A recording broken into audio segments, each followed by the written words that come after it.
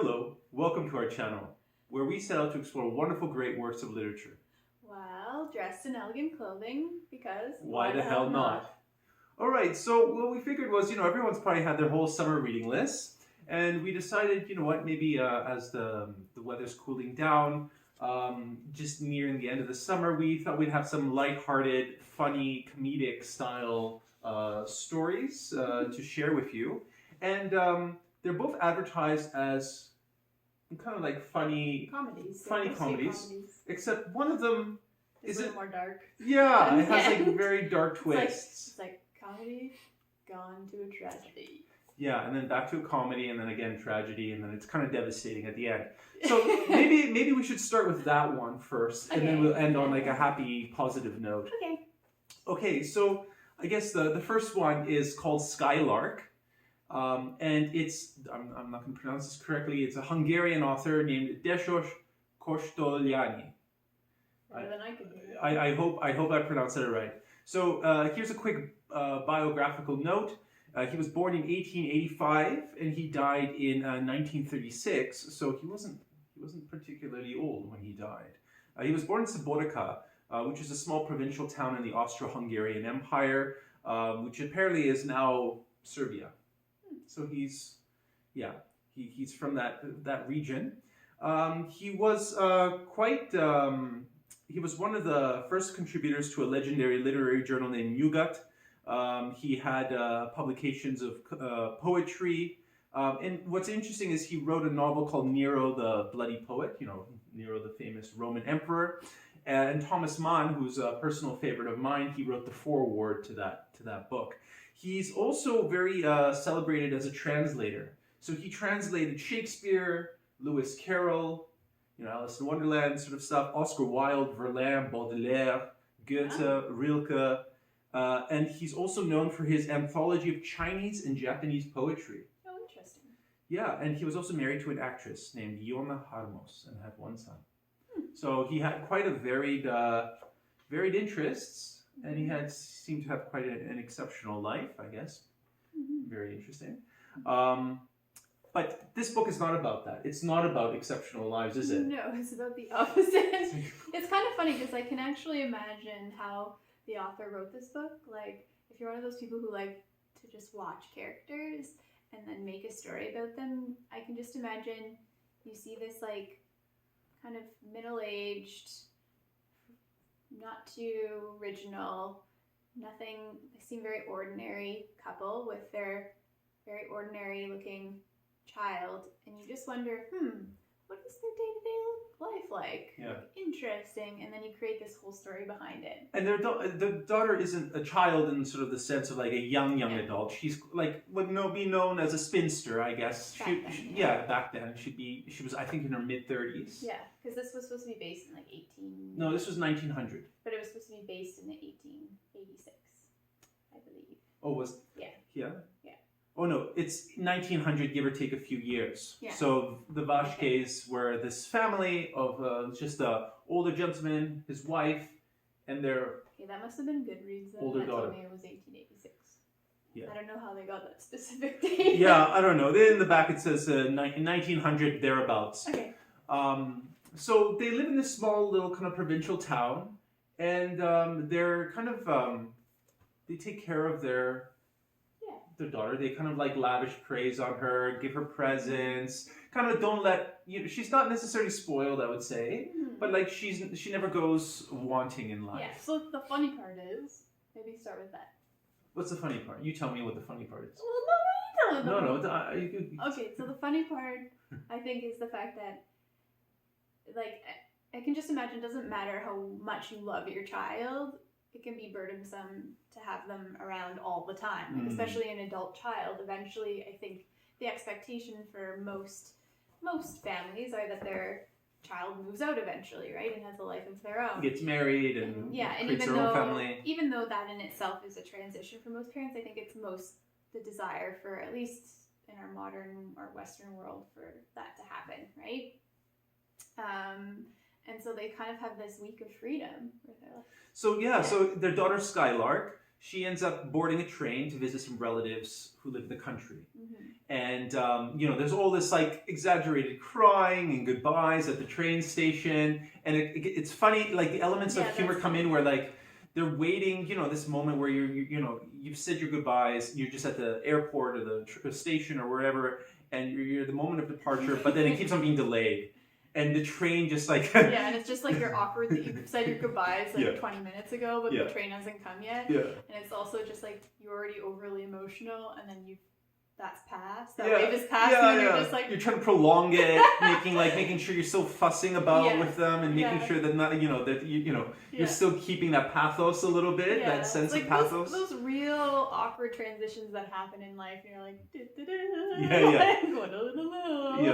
So she ends up finally leaving only for a week, and they're crying, and they're quite devastated and very upset.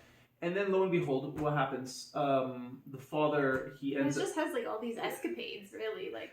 of his glory, like almost like of the times where he was able to eat great food and have fun with his friends, and then he's starting to realize like, oh, is there a layer of like resentment here?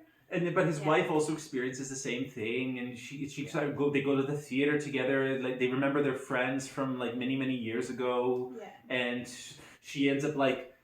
There ends up like all this gossip inflames her life, and there's all these these young handsome men around her, actors and whatever, and like she starts buying furs and scarves and all these different sort of items. And then after a long night of drinking, some truths come out about their daughter, and then it's like a quick switch to like... Mostly from the side of the father, but like we get the sense that the mother... Those are unsaid things. And she also makes it quite clear that those are unsayable things that he says about the daughter. But then, alcohol takes that little veil off. In vino et veritas, right? So, then I think, let's not get into it much detail than that. It just turns pretty dark, and you're just like, okay, you could pity this person, or you could be like, I don't know. There's always two ways to look at any scenario, and that's what I love about comedy, is that it takes the elements of life that are, like I think it was Roald Dahl who said, it's a very fine line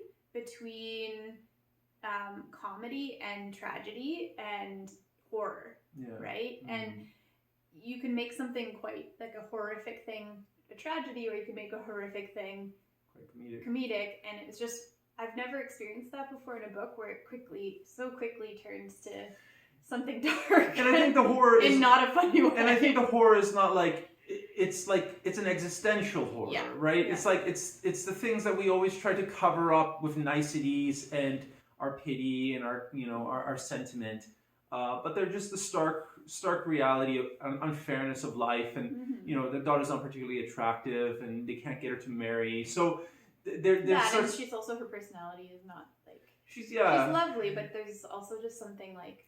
There's no life, there's no vivaciousness, there's no thirst for... there's no passion, there's no very real bland. Particular interest even in anything. Very lukewarm. Yeah. Anyway, we won't go too much into it. It's something that you definitely have to read.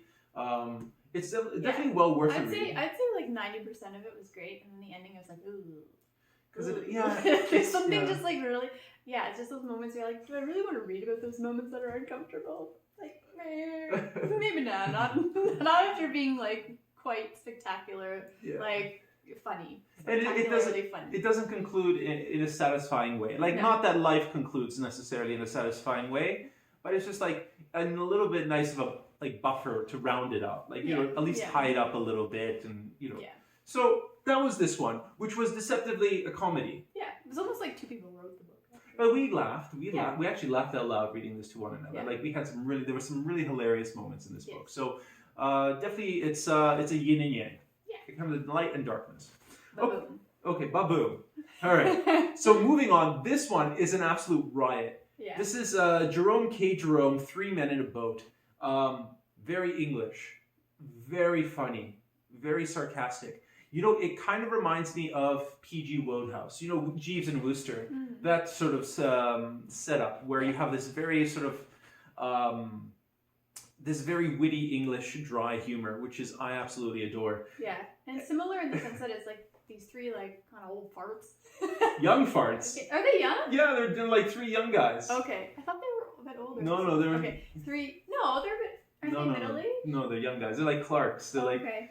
yeah. I thought they were older. Anyway, who are just going out on an adventure on a boat, and it kind of reminds me of, going on a canoe trip, doing canoe tripping, and all the weird things that happen, and the sides of people you get to know because you're tested as through the elements, and and just really, really funny. Yeah, so it's the three of them, and they decide they're done with work, they're tired, they need a vacation, which I think all of us probably do, and they have their little faithful dog Montmorency, and he's always getting into scraps with other dogs and fighting, and fighting other dogs, stealing food, Yeah. and one of the hilarious moments was in the beginning, where one of the characters he realizes he's ill. There's something wrong with him, and so he goes to all the medical journals, or medical dictionary or encyclopedia. He's going through.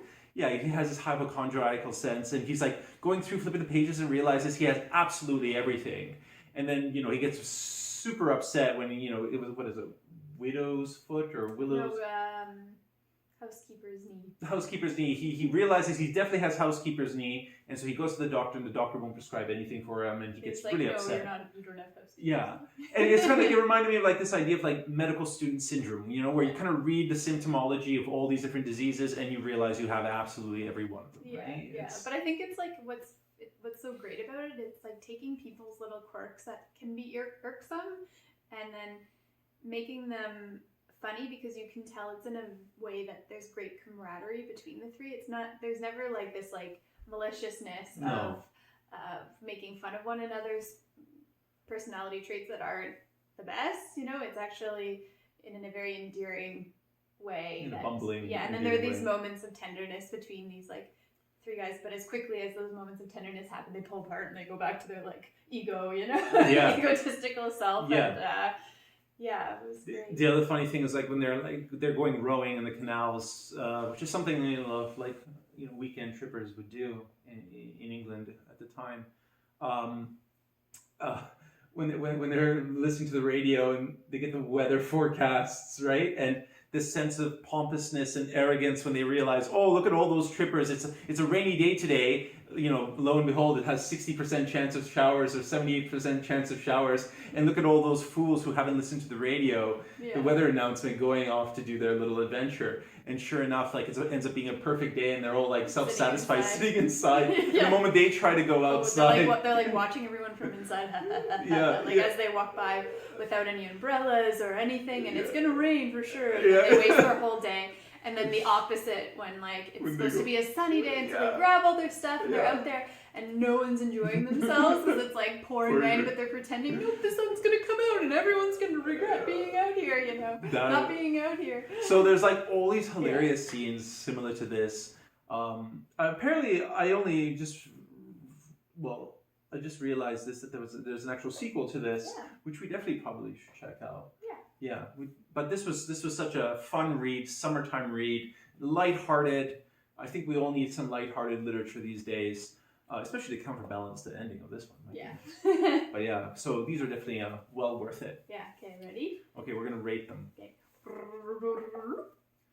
I would rate that one a 3.9. Okay, I'll give it a 3.5. Yeah. Okay, and then. Oh, this one's to me is a 4.9. Yeah. I agree. I give it a 4.9 too. Yeah. It has some weird there's some tangents, that kind of be okay. Ill-fitting. It seems like it doesn't go in with the rest of the sort of the themes. Yeah, but they're few and far between in my opinion. And I think they're so wry, they're so clever. I just really enjoyed that one. Well, let us know if you've read any of these. This one's a little bit of a more of a rarer find, I suppose. I don't think Hungarian literature is at all very sort of popular in the public consciousness. I've read a few Hungarian novelists, but they seem, in our sort of exposure to them, they seem few and far between. And if you've been out on a boating trip this summer, read it. Especially with a couple of guys or something. Yeah, and a dog. And a dog. Yeah. Well, anyway, thank you for joining us this evening. We hope you have a pleasant evening and a good rest of the night. Week. Summer. Weekend. Whenever you're watching this. Yep. Take care. Bye-bye.